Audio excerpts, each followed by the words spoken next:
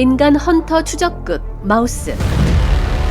고무치 이희준 다음으로 연기를 제일 잘하는 성요한이 죽다니 요한이를 일찍 퇴장시킨 게 안타깝네요. 하지만 분명 회상신에 다시 등장하겠죠. 지금 정발음의 아리까리한 상황을 이해하려면 성요한이 했던 지난 행동들을 설명해야 하니까요. 정발음의 정체성이 뭔지 시청자들을 종잡을 수 없게 만들고 요한이를 죽음에 이르게 하면서 여러 사람 힘들게 만든 원인 제공자는 바로 한서준의 아내이자 재윤이의 엄마, 모든 비밀을 알고 있는 성지은입니다. 정말 그녀가 밉네요. 성지은이 주저앉으면서 했던 말, 어떻게 감당하려고 라고 한 말은 제가 정말 성지은에게 하고 싶은 말이었습니다. 배우 김정란 씨에겐 감정이 없습니다. 그리고 또 한 사람 최홍주 역시 의문스럽고 답답합니다. 최홍주는 과거 송수정을 아빠 쪽으로 유인한 아이였죠. 늘 죄책감에 시달리고 있었던 아이였습니다.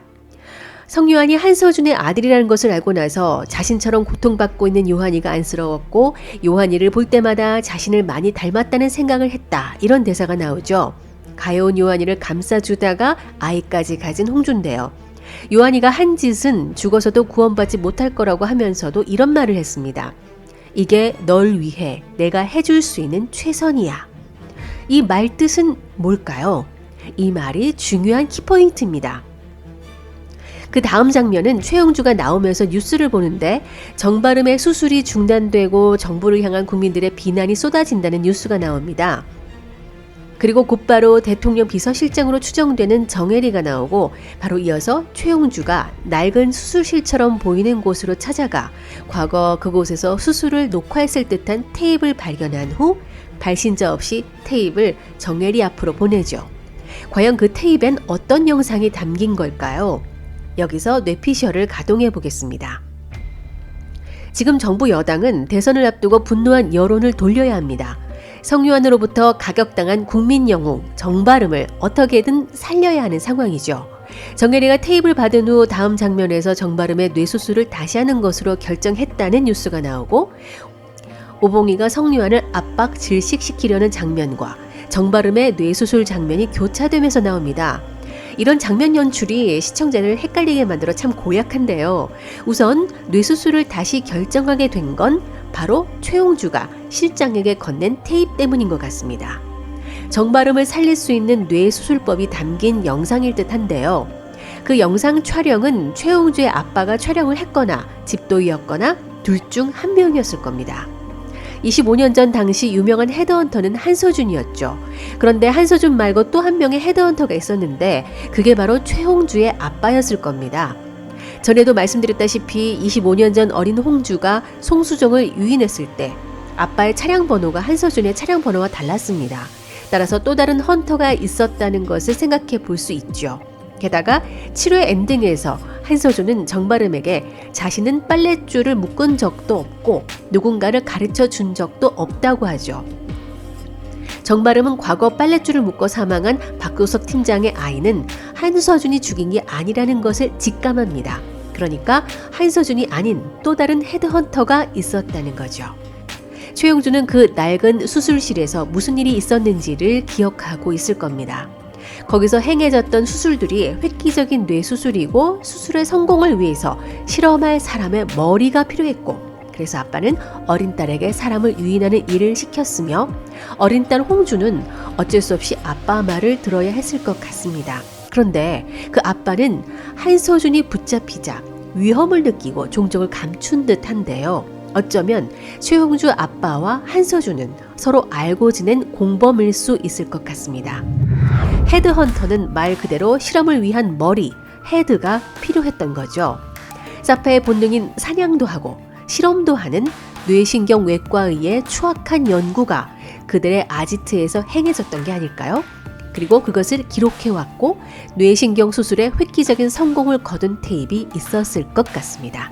그것을 홍주가 찾아서 비서실장에게 전달하고 비서실장은 천재 의사였던 한서준을 몰래 꺼내 정발음의 수술 집도의를 맡도록 했던 건 아닐까요?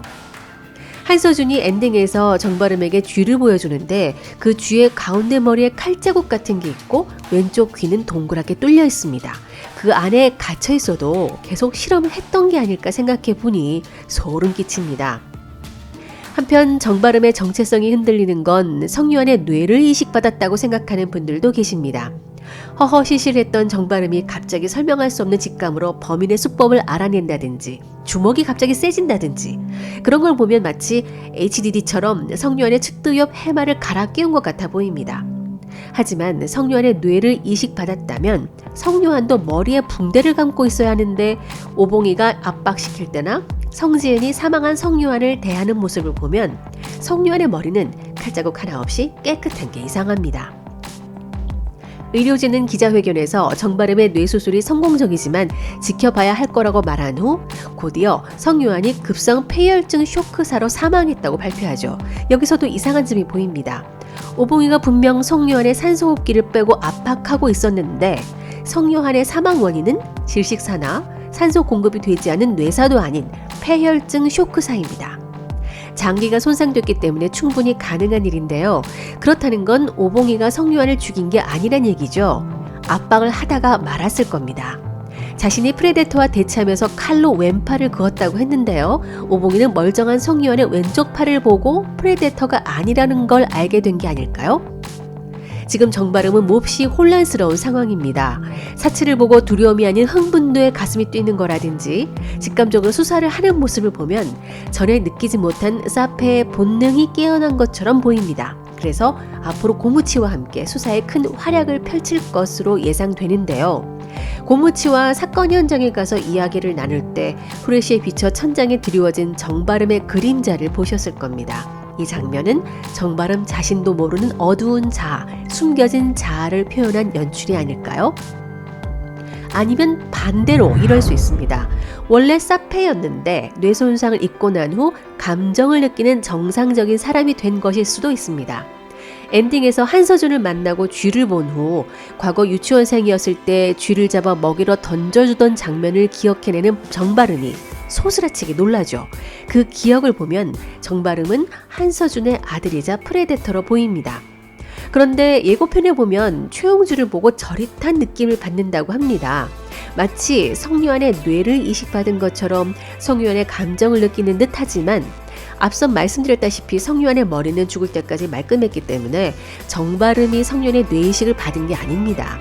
사페는 근본적으로 타인의 고통이나 감정에 공감하지 못하는데 정바름이 저릿한 감정을 느꼈다는 것 자체에 주목해야 한다고 봅니다.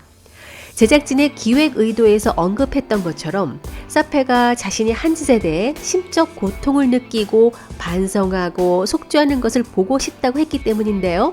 만약 정바름이 한서준의 아들이자 프레데터인데 뇌 손상 후 차차 감정을 느끼게 됐다고 생각해 보세요. 기억이 차츰 돌아오면서 자신의 저지른 죄를 알게 된 후 매우 고통스러워한다면 제작진의 의도대로 그것이 바로 사이코패스에게 내리는 최고의 형벌이자 최선의 구원이 되지 않을까요?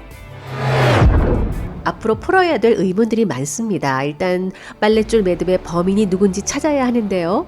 최용주가 매듭에 관심을 갖고 증거보관팀이 찾아간 게 어쩌면 예전 아빠가 했던 일과 같아 보여서 확인하러 간 건 아닐까 의심해 봅니다.